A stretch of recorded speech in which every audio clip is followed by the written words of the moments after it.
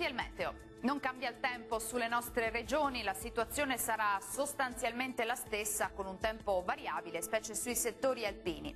Ecco il dettaglio di venerdì 12 luglio. Sul Veneto avremo un ampio soleggiamento e cielo al massimo poco nuvoloso.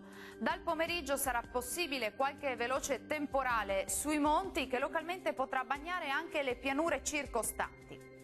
Temperature sempre sostanzialmente invariate, con minime tra 15 e 20 gradi, massime oscillanti invece tra 26 e 29 gradi. Tanto sole anche sul Friuli Venezia Giulia, al mattino il cielo risulterà infatti al massimo poco nuvoloso, poi non si escludono dei piovaschi meno probabili tuttavia sulle aree costiere. Temperature minime tra 17 e 20 gradi, massime comprese invece tra 25 e 28 gradi.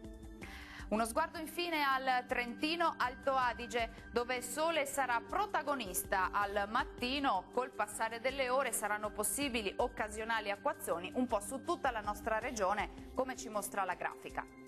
Temperature minime tra 16 e 17 gradi, massime comprese tra i 28 e i 30 gradi circa.